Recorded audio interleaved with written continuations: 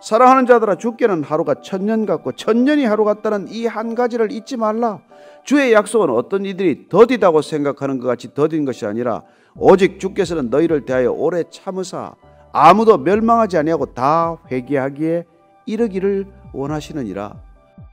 어떻게 지금 주님이 아직까지 오지 않느냐? 우리도 그렇죠. 2000년이 지났는데 아직 오시지 않는다고 얘기할 수 있을 법하지요.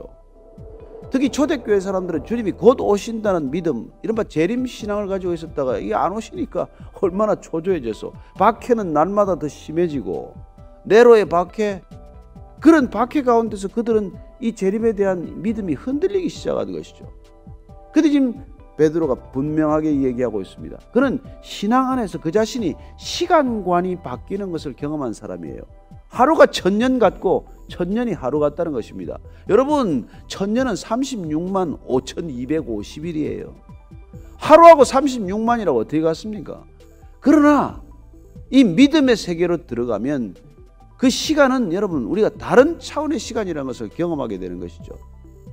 그렇습니다. 우리가 마치 시간 밖에서 시간을 세팅하는 것을 경험하는 그런 경험인 것이죠.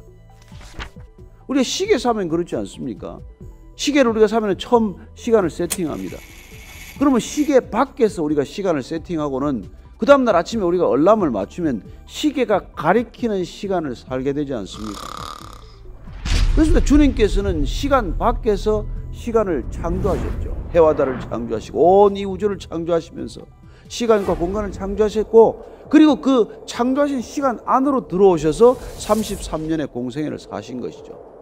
그렇습니다. 우리도 마치 그런 시간을 경험하는 것과 마찬가지입니다. 대단히 긴 시간 같지만 사실 하루살이가 하루 사는 것이나 우리가 100년 사는 거나 큰 차이 없습니다. 그런 시간관의 변화를 경험하는 것이죠. 그런 오래 참을 수 있는 까닭은 그런 시간관념이 우리 안에 들어오기 때문에 인내가 가능하다는 것입니다. 끝나지 않을 것 같은 시간도 훌쩍 지나갈 수가 있고, 그리고 순간 속에서도 영원을 살아가는 그런 존재가 되는 것이죠. 그래서 그는 지금 주님이 안 오신다, 왜 이렇게 박해가 일어나고 있는데 안 오시나, 그런 사람들에게 견디라, 인내하라, 믿음으로 참으라, 그런 얘기를 들려주고 싶은 것이죠. 그러나 주의 날이 도둑같이 오리니 그날에는 하늘이 큰 소리로 떠나가고 물질이 뜨거운 불에 풀어지고 땅과 그 중에 있는 모든 일이 드러나리로다. 여러분, 그러나 우리가 오실 것 같지 않은 그런 긴 시간 같지만은 오실 때는 도둑같이 온다고 말합니다. 종말은 한순간이에요.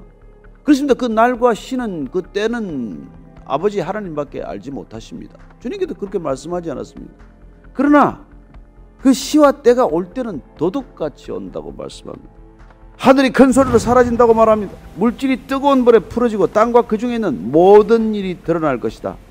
도적같이 오는 그 불심판 때는 있는 모든 것들, 존재하는 모든 것들, 형태 있는 모든 것들이 한순간에 사라지는 것, 감추어졌던 모든 것들이 백일하에 드러나는 것, 그런 것들을 경험하게 될 것이라는 것이죠.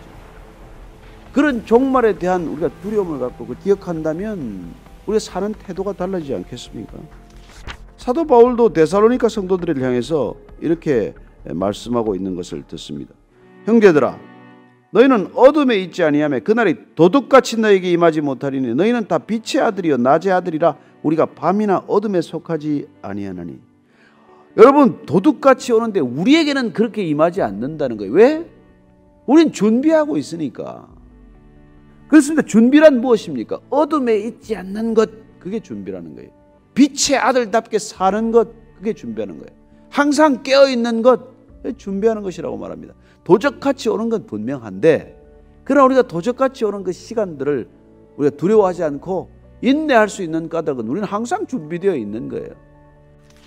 여러분, 시험 공부 다 한 사람은 시험이 기다려지지 않겠습니까? 시험을 준비 안 한 사람은 시험 날짜가 바짝바짝 따라오면 속이 타겠지만, 시험이 준비된 사람은 오히려 종말을 기다리지 않겠어요? 그렇게 살아가자는 것입니다.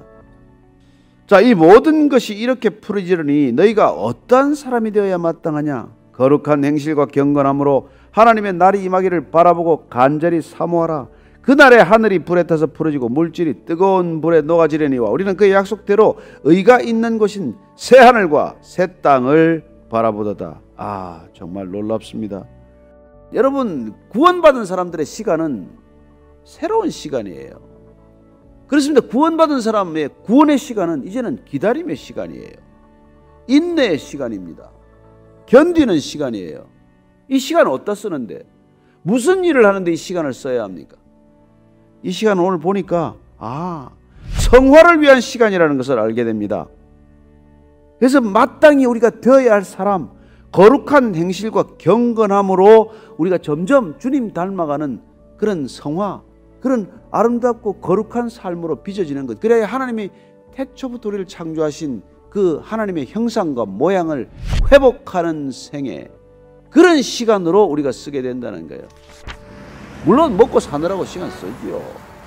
그러나 우리의 구원받은 시간, 그리고 그 구원이 완성되는 것을 기다리는 인내의 시간, 기다림의 시간, 이 시간은 우리가 우리 자신을 거룩하게 빚어가는 시간, 주님께서 우리를 빚어가는 것을 그 손에 맡기는 시간, 그렇습니다. 그런 성화의 시간이 우리에게 주어진 시간, 우리에게 주어진 인내의 목적이라고 하는 것입니다.